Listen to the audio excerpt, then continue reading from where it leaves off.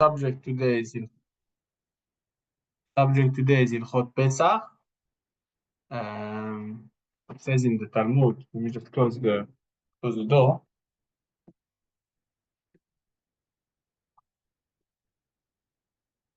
It says in the Talmud, 30 יום קודם החג, 30 days before, or sorry, 30 יום קודם Pesach, 30 days before Pesach, we study the laws of Pesach. So we're doing something that's very appropriate. There's a whole discussion if it applies only to Pesach or if it applies to also the other Chagim. But it seems to be that it mainly applies to Pesach, and that is because Pesach has the most halachot. Yeah, Pesach has lots and lots and lots of halachot.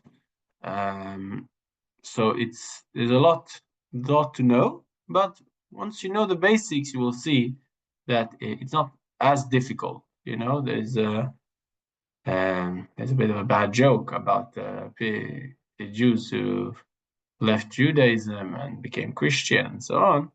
And then the husband gets very much stronger, like decides to come back to Judaism, and then his wife asks, can we wait till after Pesach? Yeah, so there's always this fear and dread of Pesach. But as we will see, when we study things properly, there's no reason to be scared of Pesach. Actually, exactly the opposite. Pesach is meant to be is a very, very happy Chag. It's a Chag when we celebrate being Jewish, being the Jewish nation. Okay, so let me just see how do I do this. Seem to be having trouble here too. Why am I in this sort of full screen mode? Speaker gallery. Again, this is better. This is good. Okay. Then do share screen. This is good.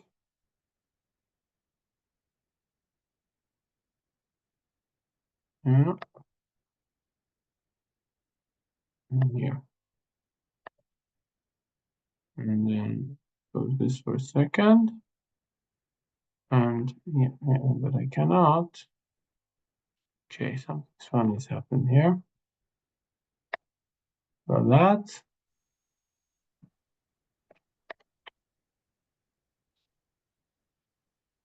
Wait a second. Here. Okay. So, as always, with everything, we have to start from the Torah itself. So we'll show you the part of the Torah which discusses the Pesach for the first time. And here. Sorry, Samuel, it's just presented we're having trouble finding the site. I guess it's on your side, right? On your end. Or does everybody see here? Yes, Michael, I see the same. Yeah, okay. About to say it. And sorry for my voice. We had a Purim party last night, so I don't think we have fresh. Yeah. We're okay, what is happening here? So Samuel, we cannot see like the site that you are sharing. It's only getting the error. Se sanoi, että sieltä sivuun niin kuin ei löyty. Tai siis niin kuin, et pääse sisään.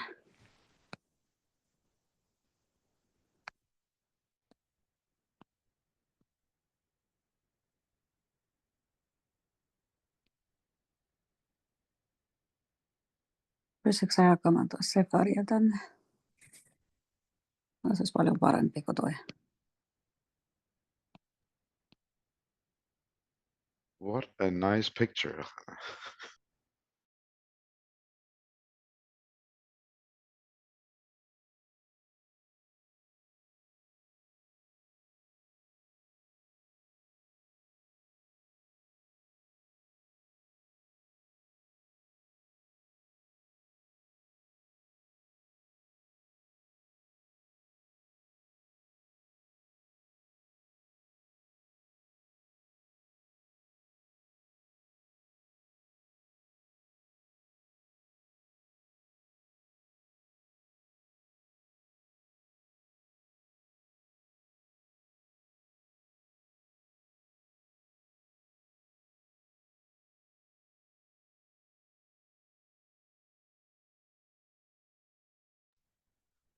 I think we lost the rabbi, right?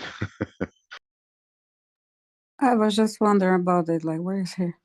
Actually says in what it actually says in the Torah about this matter of Pesach. So in Pesach there is really two sides.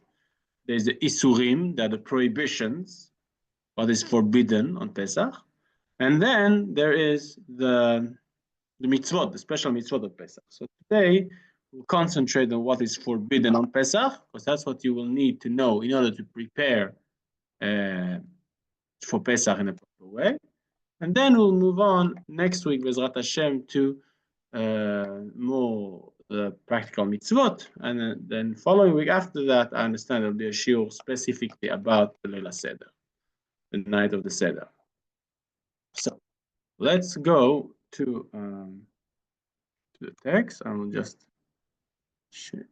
Wait a second. Let's share the screen. There we go. Share. This time everybody can see now? Yes. Now, Yes. Very good. I Okay, so can. here I'm showing you a piece from Parashat Bo, which is when the Jews were in Egypt. And when the Jews were in Egypt, it was just before the Makat Bechorot, the plague of the firstborn, the death of the firstborn, which was the last of the 10 plagues. And there Hashem already gives to Moshe and Aharon, Jewish people, the mitzvah of Pesach. It speaks quite a bit about the Korban Pesach, the Pesach offering, which I'm not going to go into now. Of course, we all pray that Mashiach will come and we'll be able to bring the Pesach offering already this year, B'ezrat Hashem. But if not, at least we should know the halachot, which are practical in any case, whether we have a temple or not. Okay. So, who would like to read? I'll read to you in Hebrew, maybe, and maybe somebody else can read it in English. Shivat yamim matzot tochelu, אך ביום הראשון תשביתו שאור מבתיכם. כי כל אוכל חמץ, ונכרתה הנפש ההיא מישראל מיום הראשון עד יום השביעי. Okay, who would like to read this text in English, please? I can read. בבקשה. 7 days you shall eat unleavened bread. On the very first day you shall remove leaven from your houses. For whoever eats leavened bread from the first day to the 7th day, that person shall be cut off from Israel. Very good. This is what's called the Isur of Chametz. Leavened bread, they've translated it here. I think it's a very hard word to translate. Chametz, yeah? And we're going to have to define Chametz. But first of all, I want you to pick. Oh, yes. A hand was raised, please. So, as you say, like, it's hard to translate, but can you translate it to, like, gluten? Like, everything that has gluten in it? Well, that's a very, very good question. So I'm going to go into now how to define Chametz, and we're going to see, is it exactly the same as gluten or not, okay? Definitely, I can tell you already now, just because something is gluten-free, doesn't necessarily mean it's kosher. Okay? So now, let's see. So, this is, of course, discussed in the Talmud and so on, and basically, the way it works is you have the 5 species of grain: wheat, barley, rye, oats, and spelt. I don't know what they are in Swedish or Norwegian and Danish. In Finnish, they are vehna, ruis, kaura, ohra, ja speltti. Okay, but those are the 5 species of grain. And all these 5 species, the Talmud tells us, when they are in contact with water, then if the contact continues for longer than 18 minutes, then that starts fermentation, right? Then starts chimutz. Yeah. From then on, they're considered chametz. Okay. So very interesting. What is chametz? Chametz is any of these 5 grains which have been in contact with water for longer than 18 minutes before the cooking. Yeah, obviously, once you bake the bread, then that stops the fermentation process. That kills the bacteria that is causing the dough to rise, right? So in a matzah factory, those are the important words you have to know, chametz and matzah, right? If the dough is allowed to rise, if the contact between the flour and the water is longer than 18 minutes before baking, then you will have chametz, which is absolutely forbidden to eat on Pesach, to the extent that the Torah says that person shall be cut off from Israel. Nichreta, isur karet. Very, very serious language. You don't find it very often. We find it in breaking Shabbat. We find it in adulterous relationships in certain places. It's a very, very strong language to use. What exactly does karet mean? That's a shiur of Jewish philosophy, which we cannot go into right now. There are different theories, whether it means dying at an early age, or whether it means the soul doesn't get the proper reward after death, or whatever it is. It's something quite serious. So it's very interesting. It's exactly the same ingredients, flour and water. But if the contact was longer than 18 minutes, it's chametz. It's absolutely forbidden to eat it on Pesach. If the contact is less than 18 minutes, it's matzah. And not only are you allowed to eat it on Pesach, you have a mitzvah on the first night of Pesach. And here in the diaspora, it's going to be the 2 nights of Pesach. You have an obligation to eat matzah. And as we'll see in the later shiurim, how much and at what position. And this is one of the very most important mitzvot of the Pesach is the matzah you're going to eat on Seder. But for now, I want to concentrate on chametz, right? So chametz is leavened bread or leavened dough, yeah? Something which, a dough that's been allowed to rise, been allowed to ferment. That's chametz. And of course, it's all based, I don't want to go into the whole discussion. Why is it like that? Or why does the Torah prohibit it? You know, there'll be a lot of time for you, Bezrat Hashem. I hope also the rabbi in each and every community tries to go more into the meaning of this prohibition. On a simple level, the Torah says that when we left Egypt, our dough was not given enough time to rise. So therefore, we eat matzah, which is an unleavened bread, which is based on dough which was not allowed to rise, yeah, because they were in a rush to leave Egypt. That's the simple explanation, and of course there's a lot more to it than that. Okay, now what's important to understand when we talk about chametz, it says certain things on a surface level. Chametz is a very interesting thing, because we have a lot of food-related prohibitions in the Torah, right? You cannot eat non-kosher meat, right? No meat from non-kosher animals. Who can give you an example of non-kosher animal? Giraffe. What did you say? You said giraffe, Giraffe is kosher. and I'm gonna say pig. Pig, okay, easy one. Benny and Chaya, what are you saying? I'm saying fish without scales. Fish without scales, very good. And seafood. Seafood, excellent. Okay, so these are Rabbit, rabbit, very good. So bears, dogs, cats, whatever. right, so lots of non-kosher animals. Okay. Shellfish. Yeah. Then what if you have an animal that is kosher? Is that enough? If an animal is kosher, is the food automatically kosher? No, they need a certificate. Before you get to the certificate, yeah, let's say I have a cow. If I have meat from a beef, from a cow, is it always kosher? No, you have to exclude the blood. That's the most important, right? There's something even, I would say, perhaps even more important before you even get to the blood. The shita. Shrita, exactly. If you buy beef, you eat beef, which has not been slaughtered by a Jewish shochet that's been trained properly to do it, then it's just as bad as eating pork. There's no difference, right?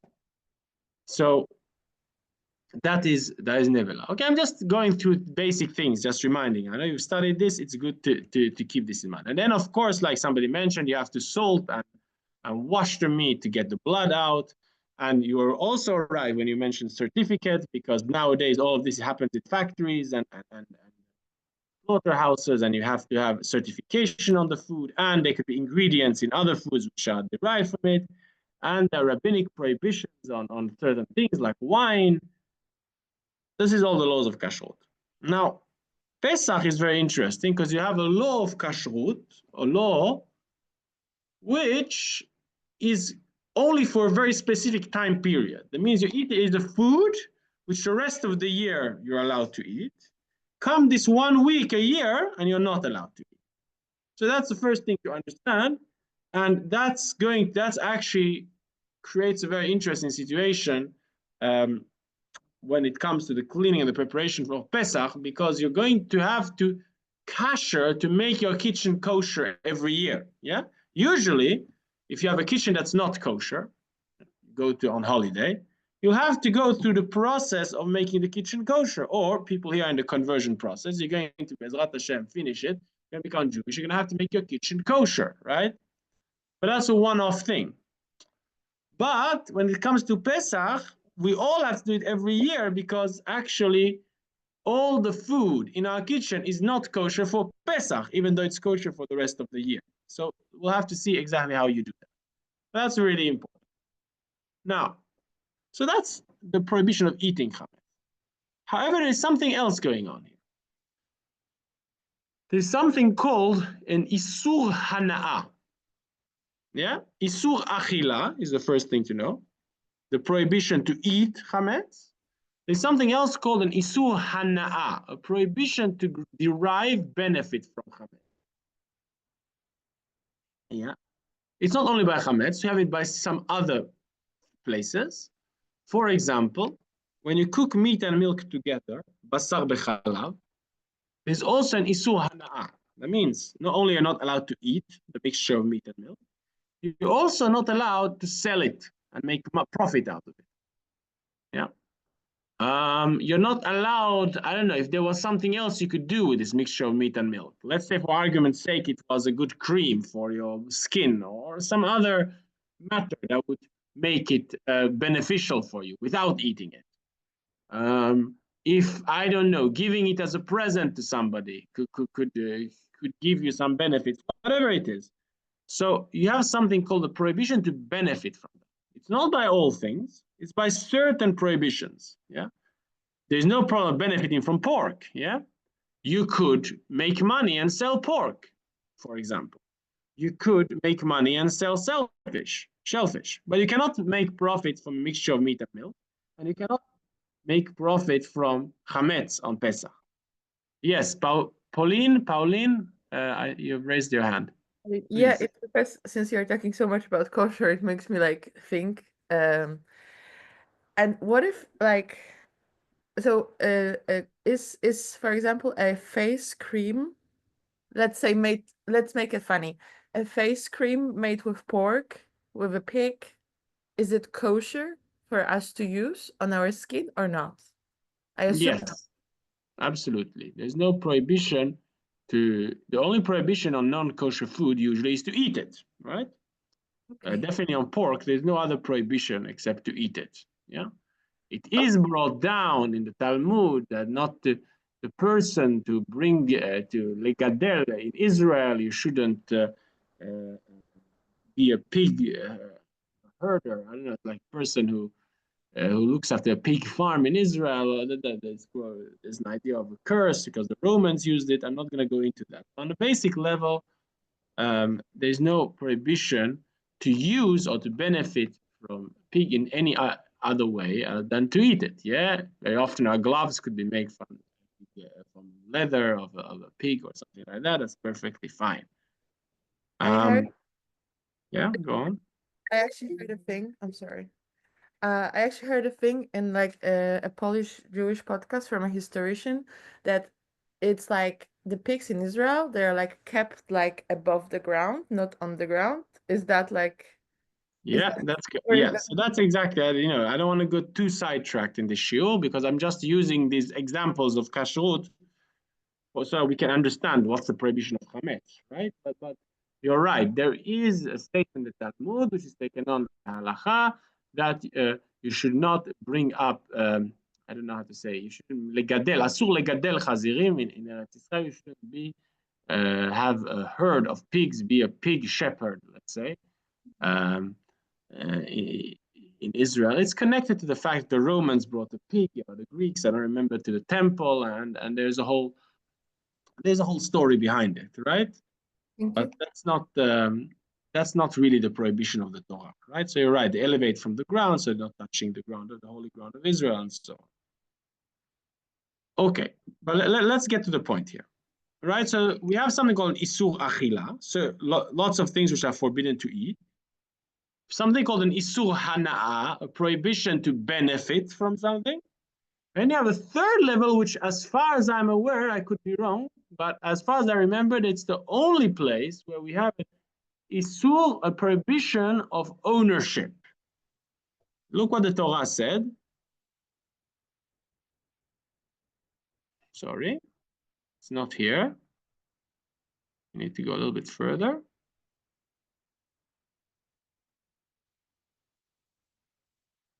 Here, look at this verse. שיבת ימים שאור לא יימצא בבתיכם, כי כל אוכל מחמצת נחתה נפשעים מעדת ישראל בגר ובאזרח הארץ. Read this in English. Who would like to read? I can. Please.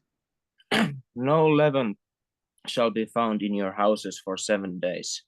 For whoever eats what is leavened, that person, whether a stranger or a citizen of the country, shall be cut off from the community of Israel. Oh, no leaven shall be found in your houses. Now that is something you cannot find anywhere else. Yeah, you could have in your house something completely non-kosher. If somebody had, for whatever reason, a cheeseburger in his house that he's not planning on eating, he's not planning on selling it, just some non-Jew left it there by chance, he has not done anything wrong. Yeah. Only chametz you have this halacha. You're not allowed to own chametz on Pesach. Okay, very, very interesting law. No leaven shall be found in your houses for 7 days. Okay, that is something very, very specific to Pesach, and we're going to see how you're going to deal with it. But these things, these 3 things, you have to write down and have in your notebook. Very important. There's a prohibition to eat chametz. There's a prohibition to benefit from chametz, and there's even more. There's a prohibition to even own chametz. Okay, so that's the preparations for Pesach. That's what we're going to talk about.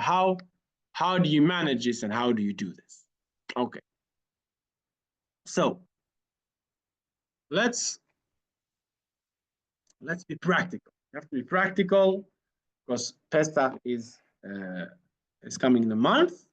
It's time to prepare ourselves so that we do not break the laws of eating or even owning chametz on Pesach. So, first of all, what do we do with the problem of ownership, right? So one could try to get rid of all chametz everywhere in the house. That would be the ideal. But it's not so simple, right? It might have been more simple hundreds of years ago. Okay, good. I can see Maya Westling already going to the next step. Okay? I don't know what is the level of people. Here, some of this must be obvious. I'm saying things you know already. Some of you, it might be completely new. But I'm trying to start from the beginning and build up, and you can always try to ask more difficult questions, and I hope I'll be able to answer. If not, Bezrat Hashem, I can go back to it later and research it.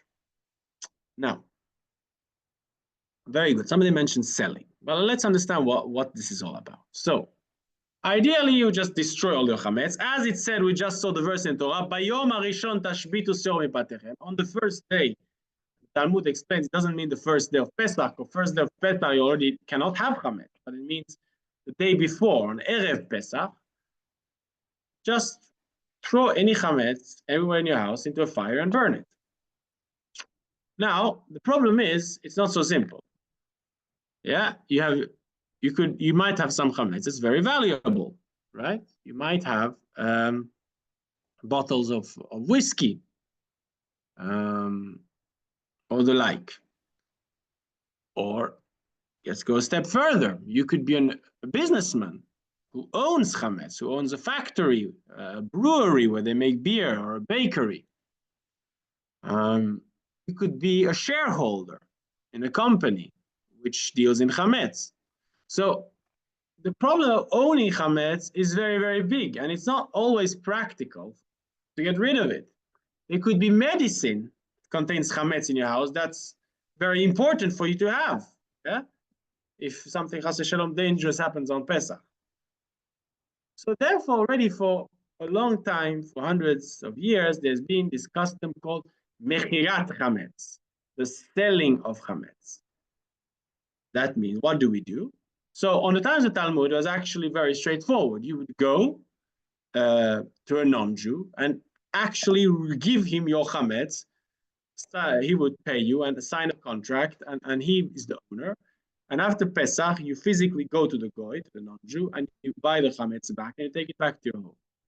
That's what it originally meant. And that's perfectly fine. If you're not the owner of the chametz during Pesach, you have not transgressed the prohibition of owning chametz. But if we're talking about factories, or if we're talking even a person today, you have bottles of whiskey, you have things, bringing it to a goy and finding a non-Jew who's happy to cooperate, it's not always so simple. So the general custom in pretty much all Jewish communities, I say most Jewish communities, is that you go to the rabbi of your community at some point before Pesach. Either he asks you to fill a form, or at least he asks you to write down your address, and you make the rabbi of your community, you appoint him as your shaliach, as your messenger to your agent, your legal agent, to sell your chametz. And then the rabbi collects all the addresses, all these, so to say, documents which have given him the legal power to act as an attorney on their behalf.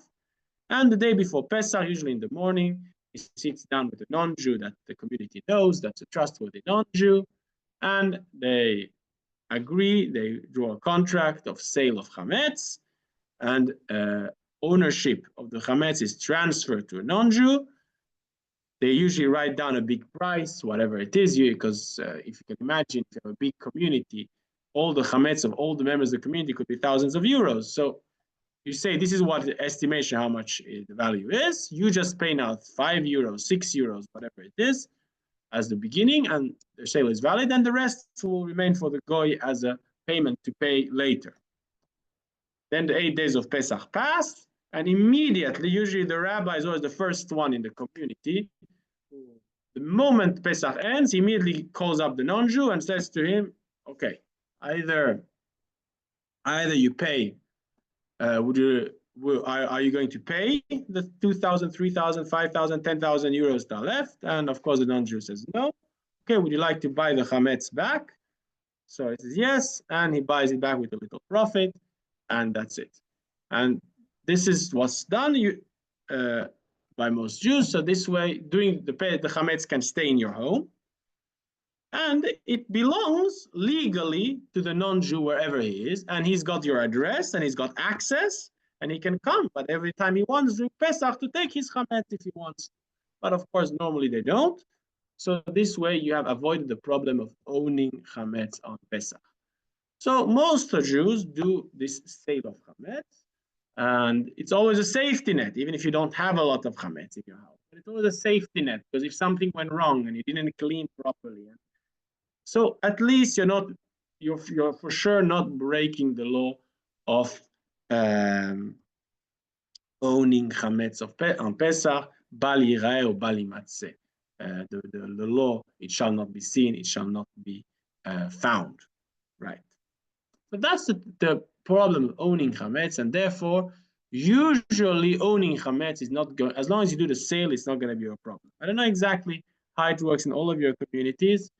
In my community, the last few years, we've actually used sort of a sale online, because there's somebody in Europe, like a rabbi who does it for many of the communities in Europe. In the past, we actually have had a non-Jew that we've done the sale here with.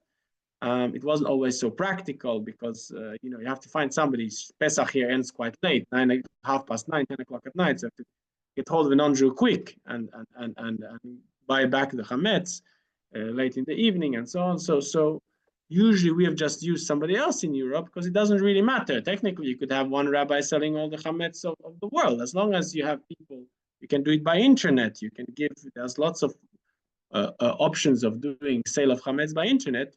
Basically all you're doing is you're giving over your power of attorney to this rabbi, who then sells the chametz to another. So that is what we call mechirat chametz, the sale of chametz. And that's, like I said, as long as you do that, you don't really have a problem of ownership. The main problem you're going to have is going to be the problem of eating chametz. Yeah? Because we live with chametz the whole year round, right? Normally, we eat bread all day. We eat bread, we eat pasta, we eat even some food which you wouldn't think there is chametz in it. There is chametz in it very often. Yeah, very often there's an additive of chametz. I'll tell you something very interesting. That usually in kashrut, in the laws of kashrut, I don't want to publicize this too much to everybody. People don't know, but here we have a group of people who are studying and are serious. So I can tell a little secret.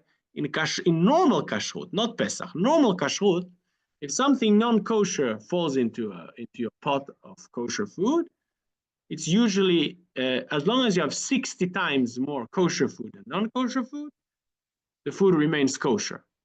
That's called the law of batel b'shishim. Yeah, nullified in 60. Well, there are exceptions to the rule, but that's the main rule, right?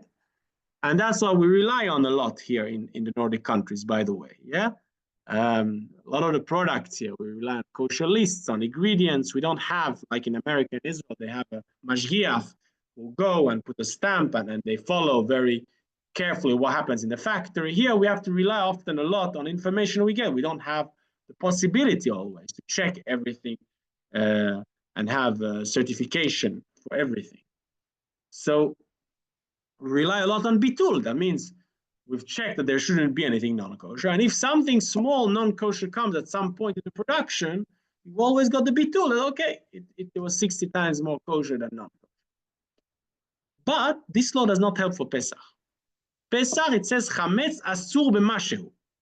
That means if there's a crumb of bread on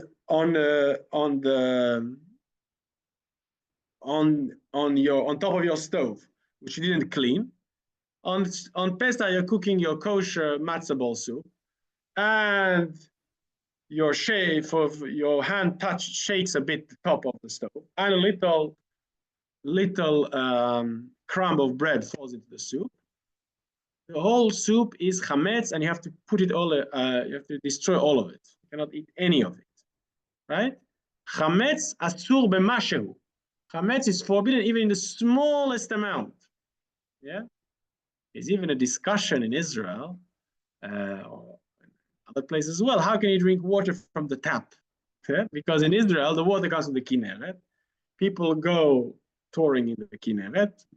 Some of them Jews, some of them non-Jews, some of them non-religious Jews. And it's not unheard of that somebody dropped some sandwich into the Kinneret and then the water will go into the tap. And then you're drinking water, which has a tiny little crumb of bread somewhere in thousands and thousands of gallons of water. Now, I think most poskim would agree that it's not really such a big problem. Of course, there has to be some limit. Yeah? Water would also come from the sea. There must be some chametz somewhere in the sea. So there must be a limit somewhere. Yeah? Because the Torah was not given to angels. The Torah was given to human beings. But as a general rule, that's the rule. Chametz asur b'mashehu. Chametz is forbidden even the smallest amount. So therefore, in order to be able to keep Pesach, you'll have to clean your home very, very carefully so that no chametz ends up in your food. Right? The the problem of owning chametz, as we said, is much less of a problem. First of all, in order to own chametz, it has to be at least the size of a kezait, like something which like edible, like a piece of food, like say the size of a matchbox or something. Only then we have a problem of owning chametz. And even then, even if something you do have, you can always sell the chametz, right? So the owning is usually going to be less of your issue. The main issue is going to be eating it, because as we said, we live with the chametz the whole year around, and it could be very easy for some crumb from somewhere to fall into your food. So what do you do practically? First of all, what I like to do is to make a plan. Start from the areas of your home which are less, so to say, less critical for you to eat, to bring food there, right? Again, important halakha, you don't need to look for chametz in a place where there is no chametz. If you know you never bring food there, then you don't need to look there. The elderly couple who are always careful that the food is in the kitchen and on the dining room table, halachically, there's no obligation for them to start cleaning the bedroom, yeah, or the bathroom. It's not. They know there's no chametz that's brought there during the year. They don't eat there. They don't bring food there. Okay, here there's a really good question. Somebody's asking, what do you do when you live with non-Jews who do not keep kosher? Okay, that's a really good question. Please remind me, and I would be happy to have these type of questions at the end of the shiur. I'm just worried if you go too sidetracked, then people will not get the picture. Let's get the picture, and the end of the shiur will have questions. Okay, so what was I saying? Right, so Pesach is not meant to be cleaning madness. A lot of people like to say, okay, it's a spring and it's anyways a good chance to clean. And it's nice to honor the Chag, to make the house really clean. That's great. That's a really good thing. I'm all for it. But if it turns into a stress that my house has to be so clean and people get, they get OCD, they get nervous, then that's the opposite of Pesach. Pesach is man of simcha, yeah? It's meant to be a time of joy. You know, there are people who are so nervous about Pesach. I have a relative like that. She's so nervous about Pesach, she never spends Pesach at home. Always goes to a hotel. Because she says, if I'm at home, I'm going to be too paranoid. And maybe there's some chametz somewhere that I didn't clean. Okay, so that's not what Pesach is meant to be about. First, think, where could there be chametz? Yeah. So I have very small children, so I know what the answer is. The answer, there could be chametz anywhere. Yeah, there could be chametz in the toilet. There could be chametz in the wardrobe with the clothes. There could be. There's no idea where have they put food at what time. There's no way to control children like that. So what we try to do is let's start from the other things, yeah, because you're going to need your dining room, and you're going to need your kitchen still for a few more weeks until Pesach gets close. So you try to check, clean properly, bedrooms, bathrooms, corridor, and entranceway. And then once you've cleaned that area well, then you have to be really strict. You have to say, okay, now nobody brings any more chametz there. I've worked on it, I've cleaned it, don't bring any more food there. Right? Now, I said right. Now, sometimes there's things that are hard to get to, right? There's a very important thing to know. Even though eating a smallest amount of chametz is prohibited on Pesach, right? If you spoil it, you spray a soap on the crumbs or something, so then it's not really a problem. Because if it's disgusting to eat, then if it's just small crumbs, it's not a problem.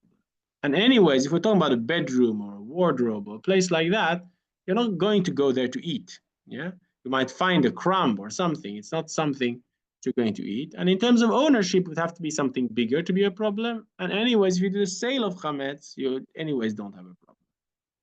So that is not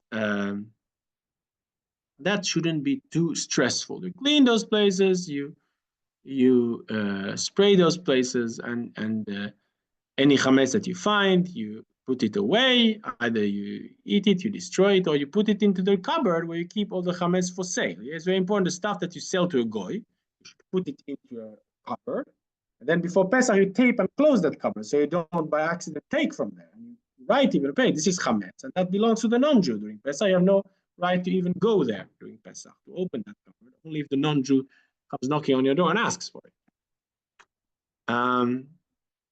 All right, so that is in terms of the rest of the house. Yes, Pauline. What about chametz in the freezer? Right, so now let's go to the kitchen and the dining room. That's the most important, right? Because as I said, the main point is going to be eating the chametz. You get closer to Pesach itself, so then you're going to, at some point, need to decide, okay, this and this day we're going to start having kasher lePesach food in the house, that the house is going to get clean, right? So now, you'll have to be very careful, like we said, in the dining room. And you'll have to be very careful in the kitchen, clean all the surfaces, all the cupboards, spray some soap everywhere. Because here, this is where it could easily happen if some chametz stayed somewhere and your kosher Pesach food touches it and eat it, then you've done the prohibition of chametz on Pesach. You asked, so fridge, freezer, there.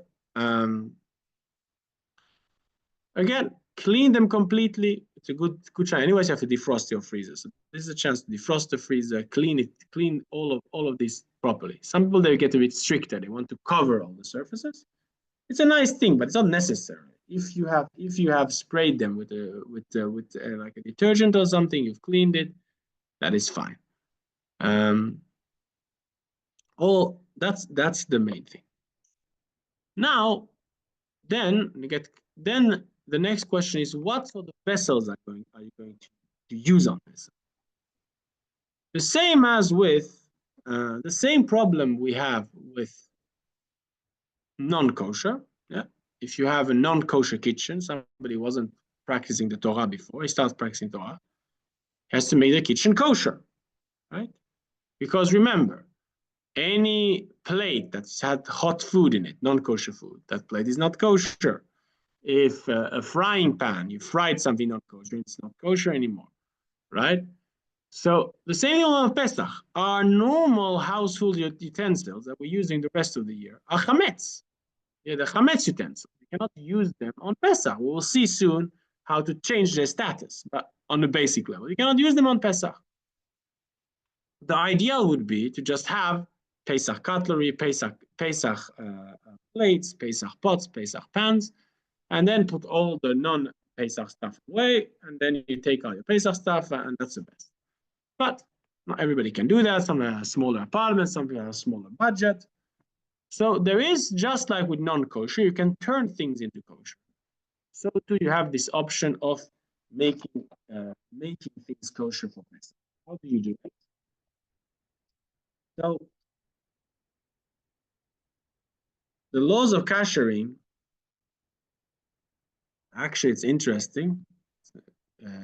Kashering. I don't know. Have you done, all of you, already the parts on kashrut in the course? It's just maybe useful for you to be aware where it comes from. I always like to show the sources. It tells us in the Torah. You can see.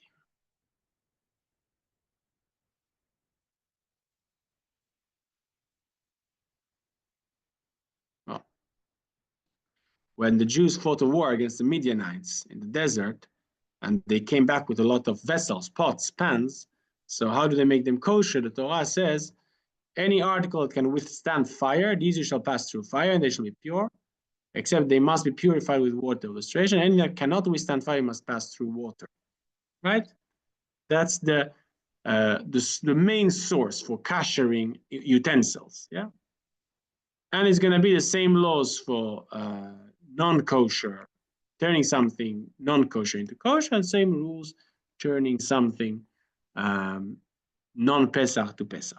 So let's go through the rules. So basically, let me just take a open here. So everything that's made from earthenware, china, nothing you can do for it. You have to lock it away for Pesach, right? That cannot be used on Pesach. You need to get special Pesach plates, or you can use disposable plates, of course. Plates, bowls, everything made from china, there's no way to make them kosher Pesach. Then, what about metal? Okay, so metal, as we saw, everything that goes through fire can use through fire. Everything goes through water goes through water. What does that mean?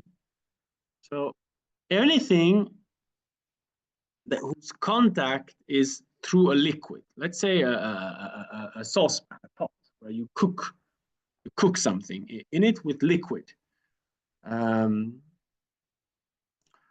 Anything of that sort. You never cook something there dry. Even a normal frying pan, actually, usually you'll put some oil in it. You don't fry it dry. They say there are some certain non-stick pans that you could fry dry, but usually you put some liquid in it. These type of materials, metal, the answer is hagala. Hagala means that you it's not really a nice thing. It's like to come out. I think it's used for vomiting in modern Hebrew, but it means you pull out the non-kosher taste that's in the walls of the vessel, right? Earthenware is a porous material. So the Talmud tells us, yeah, I'll get to glass soon. Very good question. Earthenware is a porous material. So it's not possible to properly extract what's kosher from the and if you would give it so much heat that it would extract the non-kosher taste from the walls of the vessel, it would actually break the vessel. So that's why earthenware is out. So metal pots and pans, also forks, knives, what you can do with them is hagala. What is hagala? So first, you have to make sure they're completely clean, because the hagala will not help if they have visible dirt on them. Remember, kashering the vessels is not about cleaning them, yeah, because they already have to be completely clean before you kasher. It's about pulling out the non-kosher taste that's inside, that absorb into the metal. So first, you get them completely clean. Don't use them for 24 hours. And then you take a big pot of and boil it full of hot water. And then ideally you should have, that's fine. You have hot boiling water, let it boil, and then you take the vessels that you have and drop them into this water. It has to be the pot of boiling water that is on the stove, and the stove is turned on. Yeah, that's called al hayesh. It's the fire, or some of you have gas, some of you have electric, but the idea is the same. The fire, the element of heat is on, the pot is on, and the water is boiling, and then you drop in the forks, the knives, the other pots, whatever you want to make kosher. So that is hagala. And then immediately afterwards, traditional to wash them with cold water. And then they are ready to go. You can use them on Pesach. Okay, there's a lot of questions here. I think we'll get to the questions. I want to just go through the main principles. I think we'll probably have to continue next week because there's so much to talk about here. But let's do. So earthenware, you cannot make kasher. Metal whose contact is through liquid, you can make kasher through hagala. There is an alternative to hagala. If sometimes hagala is difficult, there is something called libun kal, light burning. What is light burning? You could have, for example, if you have a classic frying pan, Teflon is a problem. I would rather don't use the Teflon pan that you use during the year. Get a separate one for Pesach. But the classic normal frying pan, 100% iron pans, yeah, you said that one, you could do hagala to it because it's always with liquid, it's always used with oil. You do Hagala, and if it's hard, if it's big, it's hard to do Hagala. Another option is also you could turn it upside down on the hob, on the range, on the stove. Turn the stove on. Then you put a little kitchen towel or toilet paper, something on the other side. And when that toilet paper gets brown, then it's kasher. Then it's considered that the pan has been heated enough by the fire. That's called libun kal, a light burning, and that's equivalent of hagala. You can use either or. But then the difficult one is if you have something which is used dry. My best example is always the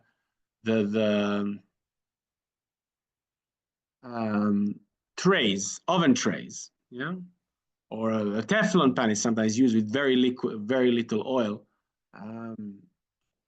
or anything, or something used for grilling, maybe like a grill. Anything that's used with direct contact, hot, with food, with chametz, and it is used dry, so that the only way to actually make it kasher would be libun chamur, proper burning, to burn the metal so much that that metal turns red hot and little sparks start to come out of the metal. So most modern appliances, it's very hard to do that because it's just you're not going to be able to make it so hot without destroying the metal. Maybe if you have like some very strong metal things, but most of the things they made, it doesn't really work. So you should just get separate oven trays for Pesach. Anything of this sort, anything grilling equipment, anything like that. If you're gonna need them on Pesach, just get separate ones for Pesach. Okay, that's metal. That's earthenware. Then plastic is a machloket. There are different opinions. Some allow kashering plastic with hagala, others don't, because of course it didn't exist in the time of the Talmud. So different opinions how to explain it. Again, if you need it, there's room to be lenient, but it's of course better to have separate stuff for Pesach. Glass is a really interesting thing. There's a huge difference between Sfaradim and Ashkenazim. The Sephardic authorities, Bet Yosef, Shulchan Aruch, Yosef Karo, they took on glass does not absorb at all. So glass, no problem. If it's clean, it's kosher. That's it. The Ashkenazim do use this opinion during the rest of the year because people don't usually have separate meat and milk glasses in their house. But they do not accept this. When it comes to Pesach, they take a more stringent opinion that glass is actually like earthenware, that you cannot kasher it. Very, very strict. And therefore, you should really have separate glass equipment. For Pesach, it's according to Minhag of Ashkenazim. And it is brought down. If somebody really, really needs certain glass things, it's brought down to something called milui ve'irui. Milui ve'irui means that you soak the glass utensils in water, wait 24 hours, change the water, soak them again 24 hours, empty the water, soak them again 24 hours, and then after 72 hours, you could use them. But I would say it's easier to just get separate glass stuff for Pesach than to do this whole procedure of soaking glass utensils in cold water for 72 hours. Now, that's good. That's a glass. Wood is like metal. You can kasher wood as long as it's completely clean. Sometimes, as I said, the kashering only works if it's clean. You have to be quite careful when it comes to these things, because sometimes you have things which technically they're made from metal. You could kasher them. They're made from wood, but there's little holes, little cracks you cannot clean properly. So then you won't be able to use those on Pesach either.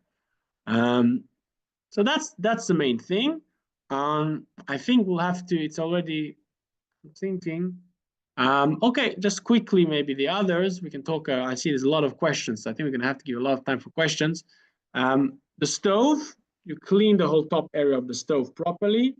You turn the hobs on for I think 10 minutes or so, each one at a time. Don't cause a fire, so it burns it completely.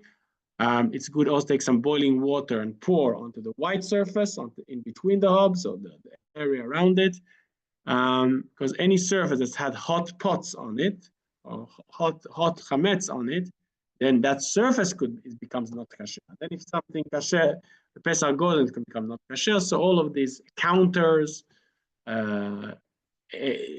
tables, anywhere where you put hot chametz on, they should be completely cleaned and either pour boiling water on them or you cover them, during Pesach with something. The oven, clean it properly with strong things. You should use something.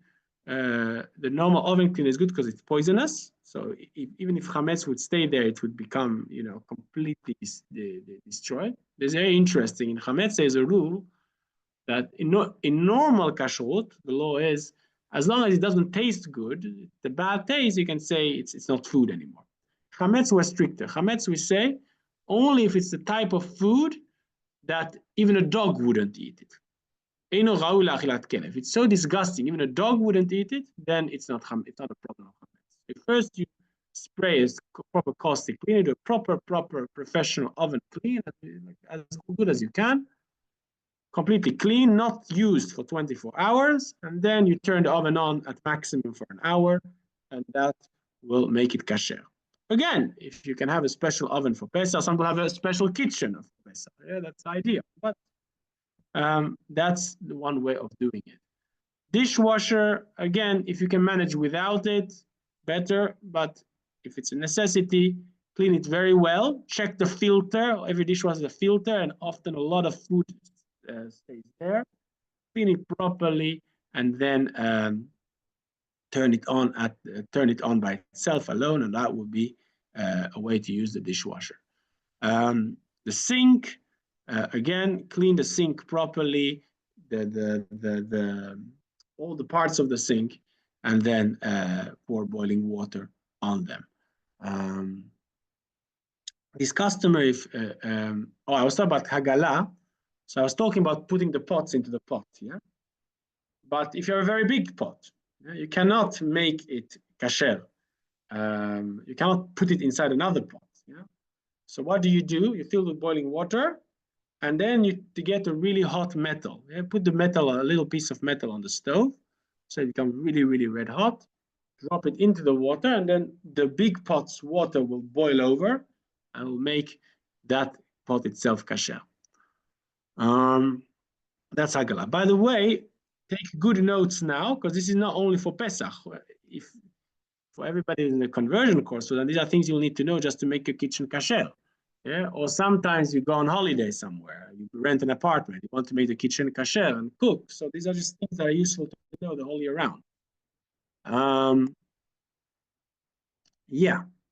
But this is pretty much the picture of making the kitchen kasher for Pesach. You cover the surfaces, or you kasher the surfaces with boiling water. Everything that's used cold, you just clean very well. And everything that's used hot, you do the kashering procedure. Everything that cannot be kasher, you put it away somewhere close that you're not, and tape up that cupboard so that you're not gonna accidentally use that on Pesach. Okay, and I think next time we'll move on to the next stage. We still have to discuss a little bit what you can actually eat on Pesach, and then the actual ritual, the bedikat chametz, and everything that's related to that. But now it's time for questions. I have a question, actually. My hands have been up. Yeah, I know. Now is the time. Good. That's about chametz. That's being so many different opinions, and now it would be right at a good time to hear your opinion about it. I like pretty much to perform, let's say, tzedakah and donations and things like that. And I know pretty much at the time when I was living in Israel, I remember that mainly in Israel it's not accepted to donate, to make any kind of donation on chametz. But then I heard that it should not be forbidden if you have a bigger amount. For example, you don't want to sell it and you don't want to get it back, and you would like to donate it for a goyim, a poor family, or something like that. What is your opinion about it? Okay. I cannot see if a Jewish person wants to give his chametz to non-Jews who are in need. That's a mitzvah. That's first of all, it says in the Talmud that the mitzvah of tzedakah is also for non-Jews. You should look after non-Jews as well. Yeah. Darkei Shalom, you bring peace to the world. The people also, you make a Kiddush Hashem, you sanctify God's name. That people see that thinking and looking after non-Jews, and that. So I would only see positive in giving the chametz, especially if it's about donating it to somebody else who is needy. And especially if he knows you're Jewish, and then it's also Kiddush Hashem, sanctifying God's name and bringing other people to praise Jewish people. I think it's a very, very good idea. Of course, be careful to do it before Pesach comes in, right? Yeah. But yeah, I don't see why it should be a problem. Okay, thank you. Because that's my favorite thing. Actually, I would like to donate to some very needy, and I don't need the chametz back. I think for me, it's even better to get new or fresh flowers or whatever I need, grains, after Pesach, because I also see that as a new beginning. And Talmud talks about it as well. But thank you very much. Yeah. Okay. Okay, I can see there's a question about protein powder. I didn't really catch that. What's the question here? What's protein powder?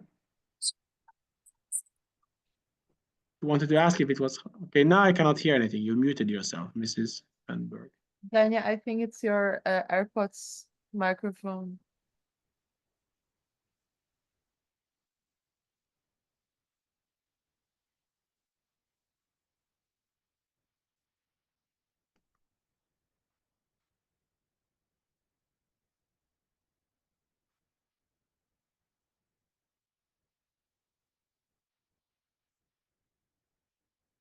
Okay, so I don't think we caught your question here about protein powder, Dania. And okay, you have technical problems. I think somewhere it's like, so when you go a lot to the gym, you are like one of these people that keep on putting your protein powder into your food. And if it's, I think the question, I don't know, Dania, correct me if I'm wrong. I think the question is whether it's like the protein powder itself, whether it's kosher for Pesach or not. Okay. So then you have to check each product by itself. I can already tell you now, Pesach is very tricky because there could be chametz in a lot of products. So I would say stick to what we tell in our community, and of course each community, rabbi, we keep a kosher list for our community. I would imagine your community is also. But obviously fresh vegetables are okay. Obviously raw fish, raw kosher meat, anything that's not prepared is not a problem if it doesn't contain any grain in it. But once you get into products that have many ingredients, it's very, very tricky with Pesach. So, pure vegetable oil would be fine, or pure butter is fine. But once you get to any sort of product like this, very, very hard to promise that there's no chametz. And somebody, was mentioning gluten, but actually you could have gluten-free oats or something like that. It would still be chametz. So it's not really the same thing as gluten. Okay, so unless you know exactly, maybe I don't know, nowadays in Israel, you can get everything kosher lepesach. Maybe you can get some kosher lepesach protein powder. I don't know that. But normally, yes? Could you talk little about kidneyot? Okay. Okay, kidneyot. I can say a few words about it. So basically, as I explained in the beginning, wheat, barley, rye, oats, and spelt. Those are the only things from which you can make matzah, and those are the only things from which you can make chametz. Now, rice, peas, corn, all these things.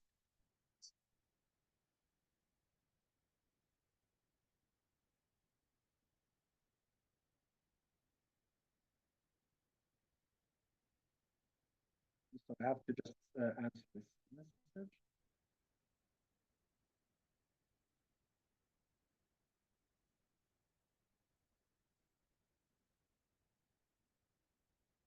Okay, so kitniot, yeah. So corn, peas, rice, all these things are completely kasher Pesach. However, there's a very, very, very old custom in Europe, by the Ashkenazim. I think the earliest mention is over 1,000 years ago, not to eat kitniot. In English, say legumes. Legumes are these things. They're like peas, beans, rice, pulses, yeah? These type of things on Pesach. And it's very unclear why this custom started. Some say it was that the bags in which they were transported were often the same bags as the wheat and the barley, and therefore they often contained chametz. Others say that because you often made flour from them, people didn't differentiate the rice flour from the grain flour, so therefore they often got confused. Lots of different theories, but whatever it is, the minhag was very, very strong and was accepted in all the Ashkenazi communities, and also in the Sephardic communities in Morocco, in some parts of Algeria. There were customs to not eat certain kitniot. Very interesting. For example, my father's family came from Algeria. They have a custom. We never ate corn at home on Pesach, mice, corn,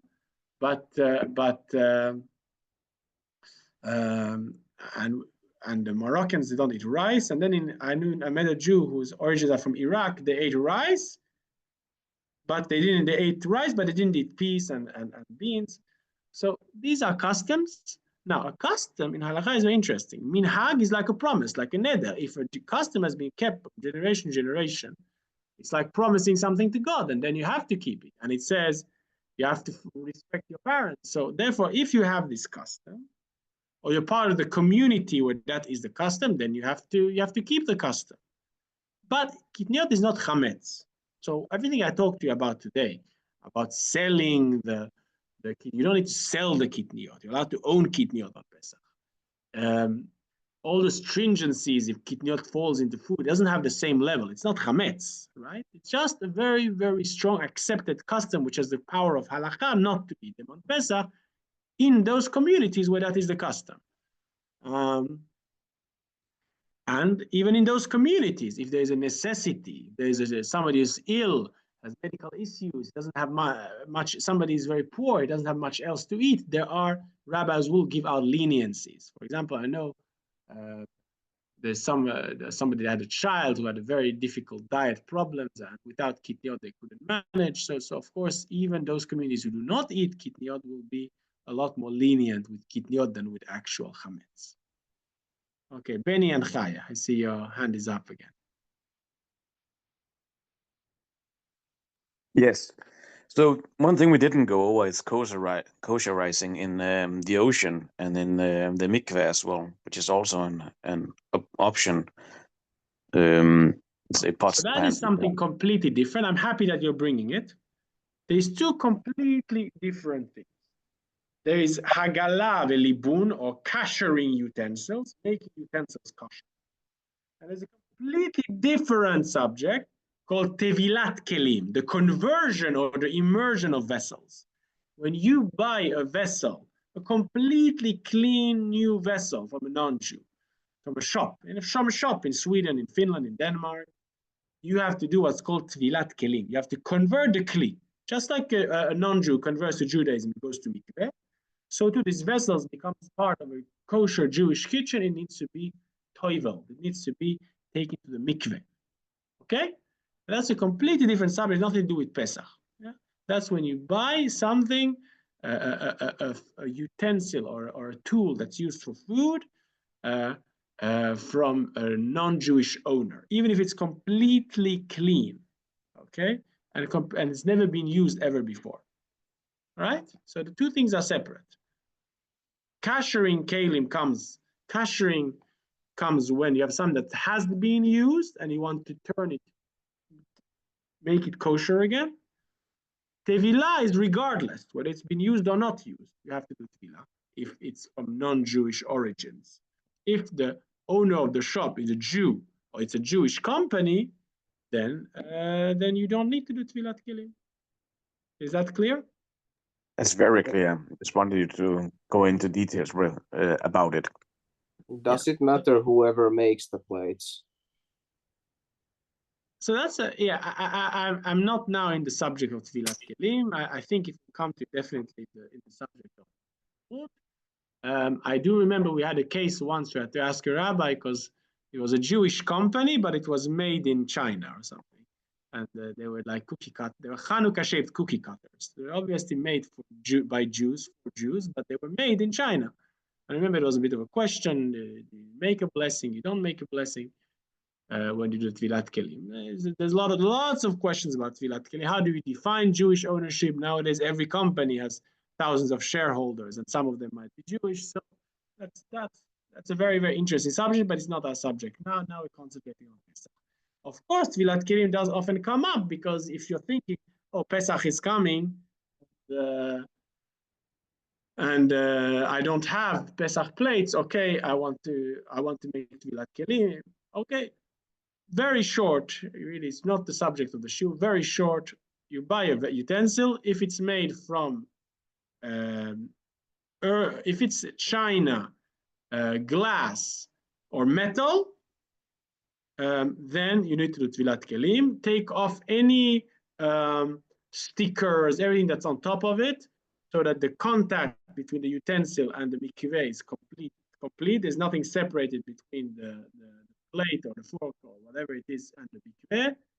You take it to the mikveh. You make the bracha Baruch Ata Hashem Eloheinu Melech Haolam Asher Kitshanu Mitzvotav V'tzivanu Al Tevilat Kelim. You drop it in the mikveh and you take it out. That's it. That's converting the kli. Esther, b'vakasha. So I can eat the potato and quinoa. Yeah, potatoes are definitely fine. And quinoa is also generally taken on. It's not really a problem, even though it's very, very similar to grain in its size. Actually, berry, and there doesn't seem to be a custom against it. What I have heard is sometimes there are stories of quinoa coming transported with the same things with chametz and so on. So maybe it's worthwhile to keep a good check at what your quinoa. All right. Okay, thank you.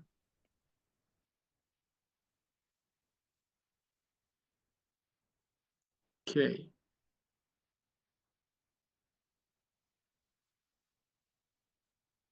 Okay, fine.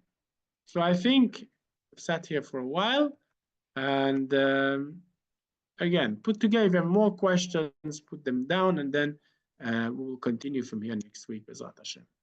Okay, you should all have a good week, and remember to read the chapter about preparations for Pesach in the book of Rabbi Steinsaltz. All the best. Shavuot tov. Thank you, Gabby. Shavuot tov.